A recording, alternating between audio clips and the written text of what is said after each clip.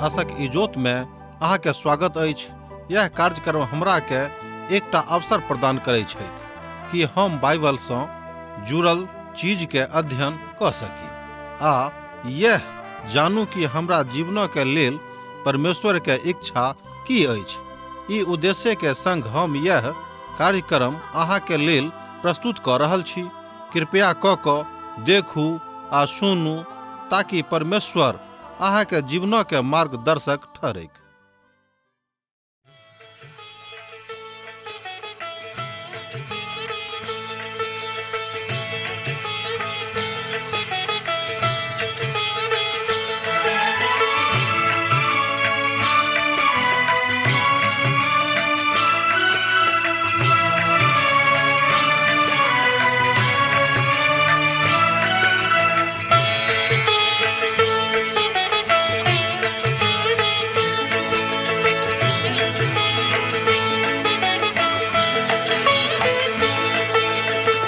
हे परमेश्वर हे यीशु राजा, विनती हमर स्वीकार करू। हे परमेश्वर हे यीशु राजा, विनती हमर स्वीकार करू। आदि में वचन छलौं, वचनक संग छलौं। आदि में वचन छलौं, वचनक संग छलौं। वचन सँ सब किछ आहि बनैलौं। वचन सँ हमरा उद्धार करू। हे परमेश्वर हे यीशु राजा, विनती हमर स्वीकार करू। हे परमेश्वर। आशा के इजोत मैथिली कार्यक्रम में हम एक बेर और अहाँ के अभिनंदन प्रभु यीशु मसीह के मीठ आ पवित्र नाम सँ कह रहल छी। अहाँ के ए बातक जानकारी अछि कि हमरा सब अखन परमेश्वर के पवित्र पोथी सँ पहिल यूहन्ना के पोथी के अध्ययन कर रहलहुँ हैं। आजुक दिन हमरा सब एक अध्याय के 8 पद सँ ल क 10 पद धरि देखब। एहिठाम ए बातक ल क जे हम जुगाड़ कयलहुँ हैं ओ ई थिक पापक स्वीकार कयनाइ। ध्यान दियौ, पापक स्वीकार कयनाइ। और एकटा दोसर तरीका जे परमेश्वरक मनुखक स्तर धरि आने में काज करैत अछि। आ किछ लोक बजता जे मनुख अब पापक बराबरी में पहुँच गेल छथि, अर्थात पवित्रता के एहन स्तर पर पहुँच गेल छथि आ ओ अब परमेश्वरक बराबरी में आबि गेल छथि। आ यूहन्ना एही विधाक ऊपर गप करबाक लेल उपस्थित छथि। एही बातक ऊपर हमरा लोकनि आजुक दिन अध्ययन करब, कने मन खुजल राखब और परमेश्वर से प्रार्थना करैत रहब। हमरा लोकनि आरंभ में आजुक दिन देखने छलहुँ हैं कि मनुख अब एहि स्तर पर पहुँच गेल छथि कि अब ओ अपन परमेश्वरक बराबरी में आबि गेल छथिन। मुदा ए बातक ल क ए विषयक ऊपर अब यूहन्ना की बाजि रहल छथि तकरा अहाँ कने खूब नीक सँ अपन कान खोल क सुनियौक। ए बातक हमरा लोकनि एहिठाम देखै छी पहिल यूहन्ना पोथी 1 अध्याय के 8 पद में। आ जँ हम ई बाजी जे हमरा में किछ पाप नहि तऽ हम अपना आप के धोखा दैत छी आर हमरा में सत्य नहीं अछि। और एक बेर सुन लिया, आ जँ हम ई बाजी जे हमरा में किछ पाप नहि तऽ हम अपना आप के धोखा दैत छी आर हमरा में किछ सत्य नहीं अछि। आ झूठ बजनाइ तऽ बड़ आसान अछि, मुदा झूठा बनि कऽ जिंदगी बितौनाइ बड़ मुश्किल भऽ जाइ छै। आ जहन अहाँ ई बाजै छी जे अहाँ में किछ पाप नहीं अछि तऽ एकर साधारण अर्थ इएह नहीं अछि जे अहाँ में किछ पाप नहीं अछि। अहाँ ई बाजि कऽ स्वयं के धोखा दैत छी। अहाँ केकरो दूसरा के नहीं, मुदा अहाँ स्वयं को धोखा दऽ रहलहुँ हैं।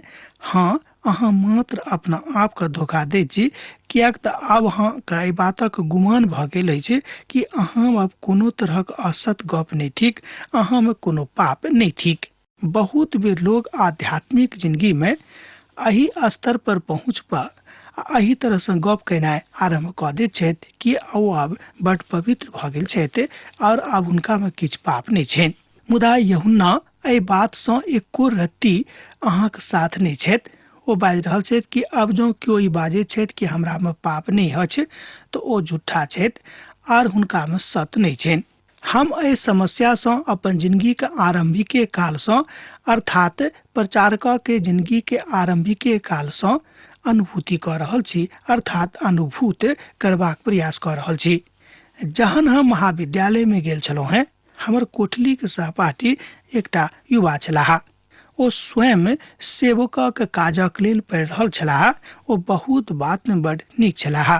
हुनका में एकेटा समस्या रहनि जे ओ परिपक्व छलाह। आ जहन ओ कोठली हमरा रहबाक लेल भेटल छल, अर्थात ओ हमर सहभागी बनल छलाह, हम ओहि कोठली के सहभागी के अर्थात हुनका संगे विचार विमर्श करबाक साथ हुनका संगे नीक संगति रखबाक प्रयास केने छलहुँ हैं। मुदा ओहि काल में हमरो उम्र बड़ कम छल। मुदा हमरो संसारिक बातों की जानकारी नहीं छल। आ पवित्र पोथी बाइबल के विषय में तो एको रत्ती हम नहीं जाने छलहुँ हैं। परमेश्वरक एकटा महान दास अपन अभिव्यक्ति में अपन जिंदगी के गवाही दऽ रहल छथि। ई हमर गवाही नहीं थिक। ओहि काल में ओहि कोठली में नहीं गेल छलहुँ हैं, कियाक तऽ हमरा मालूम नहीं छल कि ओतक अवस्था की थिक। मुदा जहन ओ अयलाह, ओ अपन परिचय दैत हमरा बजलाह जे हम बहुत बरख सँ किछु पाप नहीं कयने छी। ध्यान दियौ, जन हुनक सहपाठी हुनका से एहि बातक बाजलनि जे हुनके संगे हुनके कोठरी में रहैत छलनि, कहलनि कि हम बहुत बरख सँ कोनो पाप नहीं कयने छी। एकर मतलब यह भेलै कि आगाँ के जिंदगी में ओ पाप कयने छलाह, मुदा अखन किछु बरख सँ ओ कोनो तरहक पाप नहीं कयने छथि। आ जहन हमरा सब ओही कोठरी में दुनू गोटे रहैत छलहुँ हैं, तहन ई बात ओ हमरा बजने छलाह जे हमरा सभक बीच में किछु समस्या नहीं थिक। आ जहन किछु गलती होइत छल तऽ ई बाजऽ लागैत छलाह जे किछु गलत भऽ गेल अछि। ई काजक लऽ कऽ हमरो मन बड़ हरखित छल कि हमर एहन सहपाठी हमरा छथि, प्रभु देने छथि, जे पाप नहीं करैत छथि। आ जँ एकटा छोटो मोट गलती हुनका से भऽ जाइत छनि, तकरा ओ तुरंत कबूल कऽ लैत छथि, स्वीकार कऽ लैत छथि कि हमरा सँ गलती भेल। संभावनाक ऊपर हमरा लोकनि गप कऽ रहल छी। और अब एहि बातक हम मानै छी जे प्रायः गलती हमरा रहैत छल। दोसर गप में ओ स्वयं के एहिठाम दोषी साबित कर रहल छथि कि प्रायः गलती हमर रहैत छल, हुनक नहीं छलनि। मुदा सर्वदा ने एना तऽ ओ बड़ नीक मनुष्य छलाह। मुदा ओ जय बातक दावा करे छलाह जे हम बड़ परिपक्व भऽ गेल छी, सत्यापित भऽ गेल छी, और हमरा में अब एको रत्ती पाप नहीं अछि, कियाक तऽ हम बहुत बरख सँ कोनो तरहक पाप नहीं कयलहुँ हैं। प्रथम सत्र के बाद एकटा नव आदमी के एहि बातक आज्ञा भेटलनि जे ओ जतऽ चाहैत छथि ओते हुनका रह दियौक। तहन हम अपन सहपाठी के कहलियनि जे हम ही आगाँ आबैत छी। ओ बड़ दुखित भेलाह और हमरा सँ बजलाह जे ओ नहीं कतौ जा सकैत छथि। हम कहलियनि कि अब हमरा एकटा नव आदमी के साथ रह दिअ जे अखन तुरंत आयल छथि। अतः हम ओहि कोठरी समय पयलहुँ हैं, आ तकरा बाद ओ हमर कोठली के साथी ओहि में घुरि कयलाह। आ हम नव कोठली के साथी पाबि कऽ बड़ गदगद छलहुँ हैं। मुदा एहिके बादो हम हुनका सँ भेंट करबाक लेल जाइत छलहुँ हैं। एहिमे संदेह नहीं, कियाक तऽ हमरा लोकनि दुनू गोटे एके महाविद्यालय के एके छात्रावास में रहैत छलहुँ हैं। कोठरी फरक भऽ गेल छल, बस एतबे अंतर छलैक। कने ध्यान देबेक, घटना बड़ रुचिकर अछि। और अब तऽ ओहि ठामक लेल हमरा सब पुरान भऽ गेल छलहुँ हैं, मुदा हमरा सब परिपक्व नहीं भेल रहौं। आ बहुत बरख धरि ओही ठाम हमरा सब जाइत आबैत छलहुँ हैं। हमर मित्रवर, हमरा लोकनि जानैत छी कि जे ई दावा करैत छलाह कि अब हम बहुत बरख सँ पाप नहीं कयने छी, हुनका विषय में जे हमरा लोकनि कालांतर में सुनलहुँ हैं, तऽ हमर मन बड़ दुखित भऽ गेल। हमर मित्रवर, ओ चोरा कऽ नुका कऽ एहन काज करैत छलाह जे ओ ई बुझै छलाह कि परमेश्वरो हमरा नहीं देखैत छथि। ओ बात प्रकट भऽ गेलैक। एतद केओ ई नहीं बाजि सकैत छथि कि अब हमरा में पाप नहीं थिक। एहि बातक एहिठाम सिद्ध करबाक लेल हम एहि गवाही के दऽ रहलहुँ हैं। ई नहीं कि हम अपन मित्र के छोट कऽ रहल छियनि। ई प्रभु के महान दासक के एकटा गवाही छनि। हमर मित्रवर, जो अहाँक भावना ओहि तरहक अछि तऽ अहाँ परिपक्वताक लग में पहुँच रहलहुँ हैं, कि अहाँ आगाँ जा रहल छी, किएक तऽ संत पौलुस बाजि रहल छथि कि हम अपन धोगमे शामिल छी, धोग रहल छी, हम तऽ ई नहि बाजब कि हम पहुँच गेलहुँ हैं। अतः यूहन्ना कहैत छथि जे हम वास्तवमे एहि बातक अपन बनावटी बातमे नहि, मुदा परमेश्वरक पुत्र यीशुके अर्थात यीशुमे स्वयंके परिपक्व बुझबाके प्रयास कऽ रहल छी, परिपक्व बनेबाके प्रयास कऽ रहल छी। अखन धरि हम भेलहुँ हैं नहि। आ जँ हम कहैत छी जे हमरामे कोनो तरहक पाप नहीं अछि, तहन हमरा सब स्वयंके ठगि रहलहुँ हैं, अर्थात अपना आपके धोखा दऽ रहलहुँ हैं। ध्यान राखबिक, बहुत बेर एहि तरहक घमंड मनुष्यके भऽ जाइ छनि कि अब हम संपूर्ण पवित्र पोथीके अध्ययन कऽ लेने छी, अब बहुत बरखसँ हम परमेश्वरक संगतिमे चलनाइ आरम्भ कऽ देने छी, आर अब हमरामे कोनो तरहक पाप नहि अछि। हम अन्तरसँ आ बाहरसँ दुनू तरफसँ अपन उद्धारकर्ताके संगतिमे बनल रहै छी। ई सत नहि थिक, और हमरा सभक अंदरमे सत नहीं अछि, आ हमरा सब कहियो परमेश्वरक बराबरीमे नहीं आबि सकलहुँ हैं। एहि तरहक घमंड मनुष्यके कहियो कोनो परिस्थितिमे नहीं करबाक चाही। आर एहि जिंदगीमे परिपक्वताक लग पहुँचनाइ बड़ आसान बात नहीं थिक, बड़ आसान काज नहीं थिक। एहि बातक एहिठाम संत बाजि रहल छथि, एहि बातक एहिठाम संत पौलुस सेहो अपन जिंदगीसँ सिद्ध कयने छथि। आब हमरा और एकटा उदाहरण देबऽ दिअ जे हम बुझने छी जे ई बड्ड महत्वपूर्ण अछि। तहन हम प्रथम बेर एहि बातक देखने छलहुँ हैं, अर्थात एकठाम गेल छलहुँ हैं। हम एगोटेक जानै छी जे किछु कालक लेल जेलमे सेवा कयने छलाह।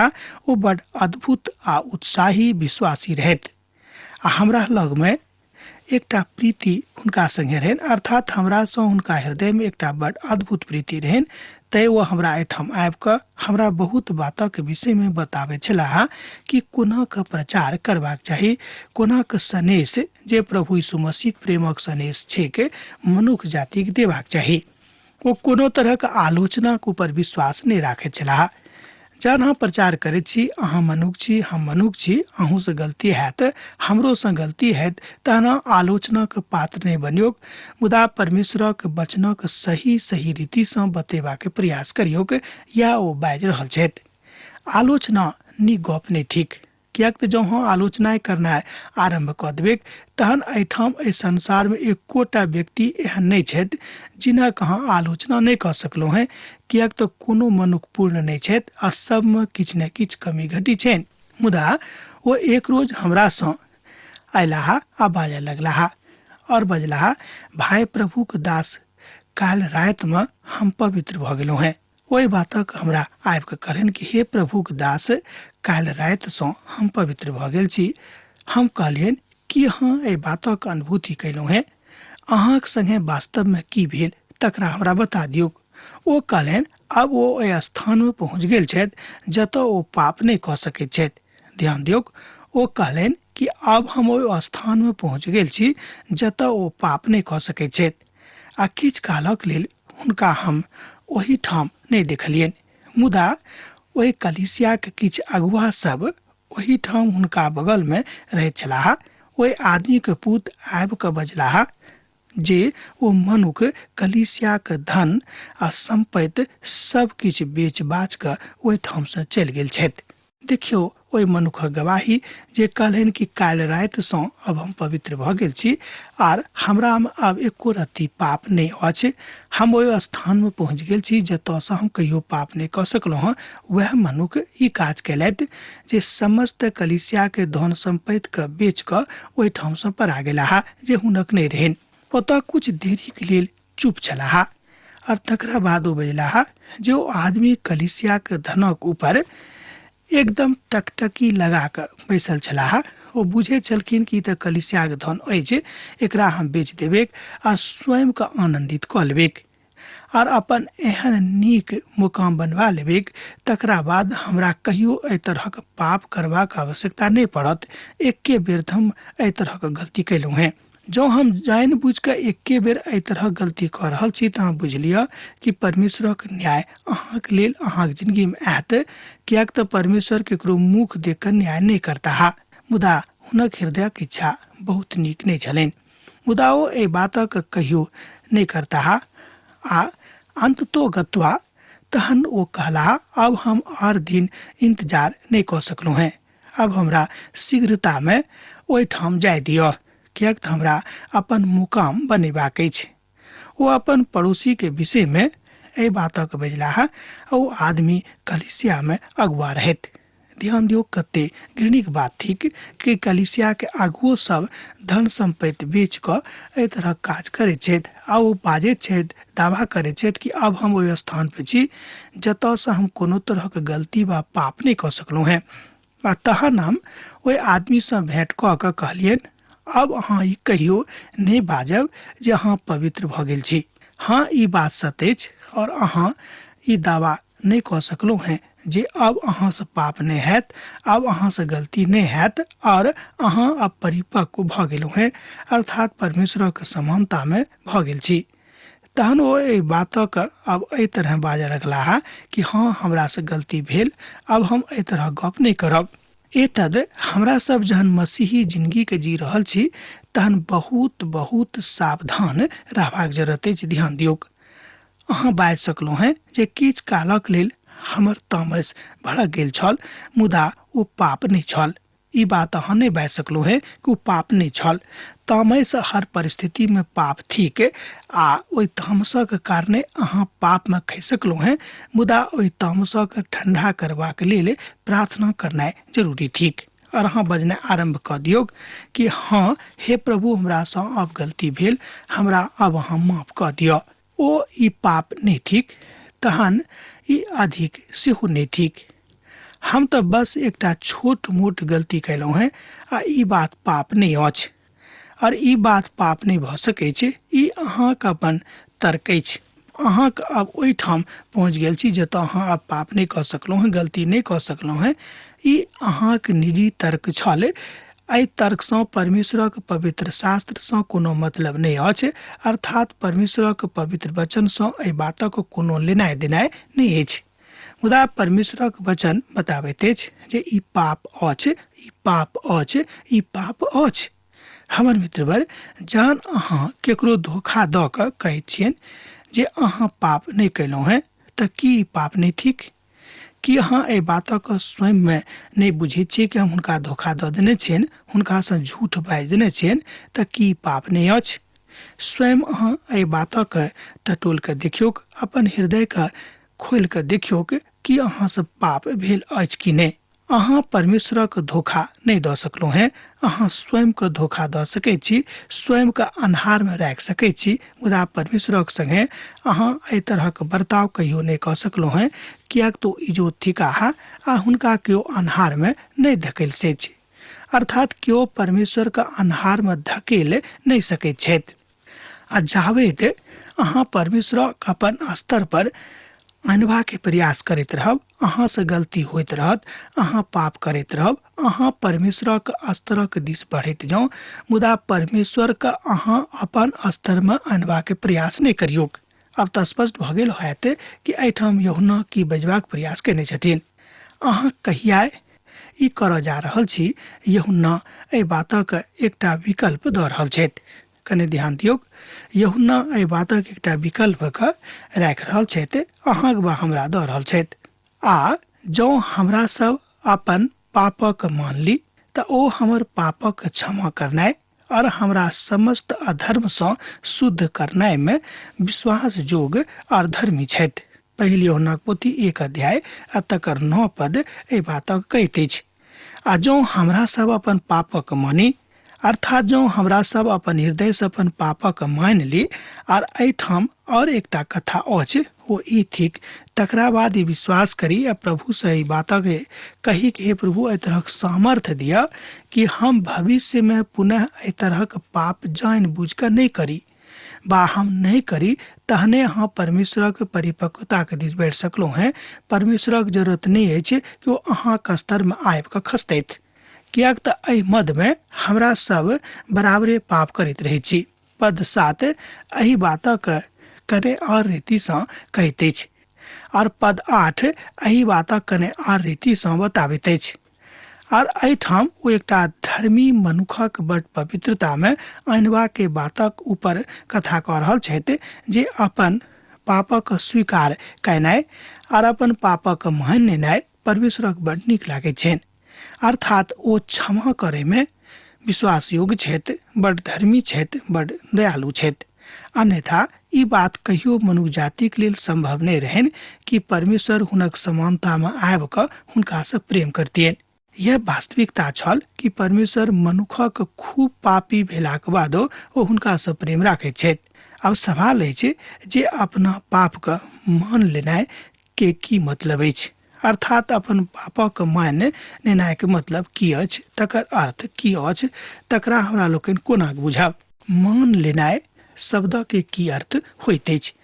ई शब्दक लेल ग्रीक शब्द अछि चोमो गेलिगो, जकर अर्थ होइत अछि अर्थात किछ कहनाइ, अर्थात आगाँ लोगो शब्दक अर्थ होइत अछि कहनाइ, आर होमियो शब्दक अर्थ होइत अछि ठीक वएह, अर्थात अहाँक वएह कहबाक अछि जाहि बातक परमेश्वर कहैत छथि। अब तो स्पष्ट भ गेल होइत कि पवित्र पोथी में छोट छोट शब्दक द्वारा परमेश्वर पैघ पैघ ज्ञान के पैघ पैघ बात का बड़ सरलता के साथ राख रहल छथि, जाय सँ मूर्ख मनुख एहि बातक बड़ स्पष्टता सँ बुझि जेता कि परमेश्वर मनुख सँ की चाहैत छथि। आ जहन परमेश्वर अपन शब्द में कहैत छथि जे अहाँ पाप नहीं करब, अर्थात पाप केनाइ उचित गप नहीं थिक, ठीक बात नहीं थिक, तहन अहाँके परमेश्वरक ऊपर विश्वास करबाक अछि अपन हृदय सँ, अपन तन मन सँ कि हे प्रभु अब हम आजुक दिन सँ पाप नहीं करब। जँ हाँ एहि बातक वाचा अपन प्रभुक संगे बांधि लेबै, निश्चित रूपे परमेश्वर अहाँके एहि बात सँ रक्षा करैत रहता और अहाँके परिदृश्य वही तरह के भ जायत जेना अहाँ चाहैत छी, कियाक त परमेश्वरक पवित्र सोनित अब अहाँके पवित्र क देत। यीशु के पवित्र सोनित जे क्रूसक ऊपर बहावल गेल छल, अहाँके लेल बा हमर पापक लेल बहावल गेल छल, संपूर्ण संसारक के मनुष्य जाति के पापक लेल बहावल गेल छल, तकर परिपूर्णता एहि में हैत। अहाँ के थिकौ है परमेश्वर, हम तो वह कहलहुँ है जे अहाँ हमरा से कहबावे के इच्छा राखैत छी। प्रभु के एकटा महान दास अपन अभिव्यक्ति में एहि बातक बाजने रहथि। ई त पाप अछि और अपन पापक माननाइ कि यह अर्थ भेल और यह हमर बात भेल कि अहाँ प्रभु के सन्मुख में स्वयं के राख देलहुँ है, स्वयं के चढ़ा देलहुँ है कि हे प्रभु अब जे अहाँ की इच्छा अछि से अब अहाँ हमरा जिंदगी के साथ करियौ। यह भेल संपूर्ण रूपे अपन पापक माननाइ के वास्तविक अर्थ। मित्रभर, आजुक युगक मनुखक यह सबसँ बेसी पैघ भंगिमा छनि, अर्थात बड़ पैघ गलती छनि कि ओ संपूर्ण रीति सँ अपन देहिक, अपन मनक, अपन सब किछु परमेश्वरक सन्मुख में नहि दैत छथि। 2 दिन परमेश्वरक दऽ देथिन, 1 दिन दऽ देथिन, बाकी 5-6 दिन जे सप्ताह में बचि गेल तकरा शैतानक दऽ दैत छथि, अर्थात संसारक हाथ में राखैत छथि। प्रभुक आदमी के एहि रीति सँ अपन पापक संगे चलबाक आवश्यकता नहीं अछि। एहि तरहक आज्ञा कतौ पवित्र पोथी बाइबिल में नहीं देवल गेल अछि। जाय सँ अहाँ बा हम प्रभु के नजर में बनल रही, ओकर एकेटा विधा अछि कि स्वयं के संपूर्ण रूप में प्रभु के हाथ में दऽ दियौ। एकर दोसर एकटा आर मनुख सँ कथा कयल जा सकै जे समस्या में छलाह, ओ अपन पत्नी के परित्याग कऽ देने रहथि। एहि तरहक घटनाक्रम एहि संसार में होइत रहैत अछि। एक मनुष्य छलाह जे अपन पत्नी के परित्याग कऽ देने रहथि। ओ देखने छलाह जे हुनक पत्नी हुनक प्रति विश्वास योग्य नहीं छथि। ओ अपन घर और एकटा दूसरा के बजाबैत छथि जे काज एकटा शादीशुदा पत्नी के नहीं करबाक चाही।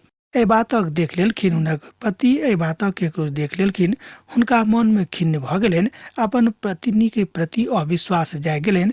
ओ हुनका भगा देलखिन। हुनक जे शादी के बंधन रहि, विवाह के जे बंधन रहि से कमजोर भऽ गेलै। ओ दुखित भऽ गेल छलाह, कियाक तो अपन पत्नी सँ खूब खूब प्रेम करैत छलखिन। ओ हमरा सँ बजलाह, हम प्रभु के सेवा करऽ चाहैत छी और हम असफल भऽ गेलहुँ हैं।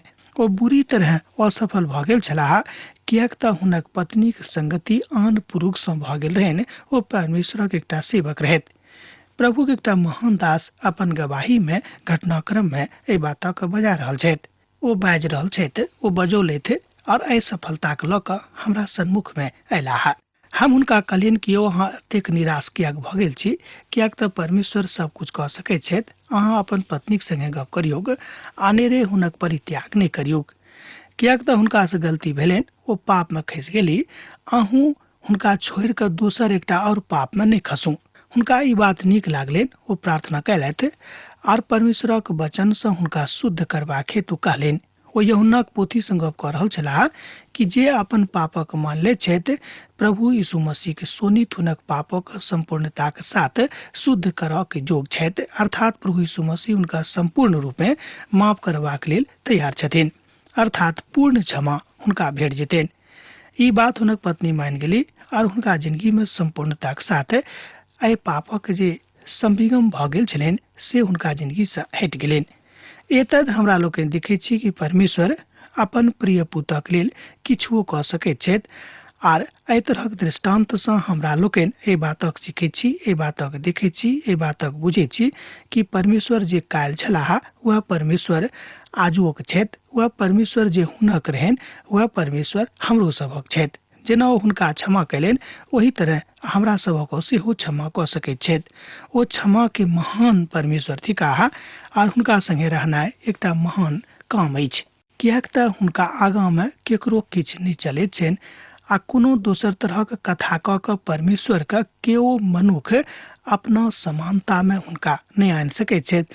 मुदा परमेश्वर पवित्र छथि, हमरो सभक पवित्र बनबाक आवश्यकता अछि, अर्थात हुनक समानता के दिस बढ़बाक अछि। ई नहि कि परमेश्वर के अपन समानता में आनी। और जहन अहाँ अपन पापक मान लै छी तहन ओ अहाँके ओहि बात सँ, ओहि पाप सँ संपूर्ण रूप में अलग राखि दैत छथि। यह हुनक तथ्य छनि, यह हुनक अर्थ छनि और एहि बातक एहिठाम संत यूहन्ना बाजि रहल छथि जे हमरा लोकनि एहि बातक सीखी कि जेना ओ चाहैत छथि तहिना हमरा लोकनि आगाँ बढ़ैत परमेश्वरक महिमा के देखी और स्वीकार करी। परमेश्वर मनुख सँ यह चाहैत छथि आ यह सर्वव्यापित विधा सेहो थिक, किन्हक मनुखक ने तऽ परमेश्वरके। संत यूहन्ना एहि बातक एहिठाम तपा कऽ बाजि रहल छथि, किएक तऽ पाप तऽ एकटा बड्ड पैघ घृणित बात अछि आ परमेश्वर एहि बात सँ बड्ड घृणा सेहो राखैत छथि, अर्थात पाप सँ। और अब अहाँके एहि बात सँ घृणा करऽ पड़त, मुदा अहाँ कब कहियो पापक सहराबे के प्रयास नहीं करबे, किएक तऽ जे केओ पापक सहराबे छथि कि जाय दियौ गलती भऽ गेलै आब आगाँ नहीं करतथि, तऽ परमेश्वरक दृष्टि में ई एकटा घृणित पाप भेल। अब आजुक अध्ययन अहाँ हमरा एहिठाम समाप्त करबाक आज्ञा दियौ। दोसर दिन दोसर कार्यक्रम में अहाँ से पुनः गप हैत। प्रभु यीशु मसीह के नेह अहाँक जिंदगी में बनल रहेक। आमीन। हमर विश्वास अछि कि ई कार्यक्रम अहाँके लेल लाभदायक सिद्ध अछि। हम चाहै छी कि अहाँ अपन आशीषके हमरा संग साझा करू। जँ अहाँ के नजीक बाइबल सँ आ जीवन सँ संबंधित कोनो प्रकार के प्रश्न भऽ सकै अछि तऽ अपन समस्या के लेल प्रार्थना करबा के लेल जँ चाहै छी तऽ हमरा फोन नंबर पर जरूर संपर्क कऽ सकै छी। परमेश्वर अहाँ सब के लेल एकटा सुंदर, सुखद, आनंदित दिन प्रदान करैक।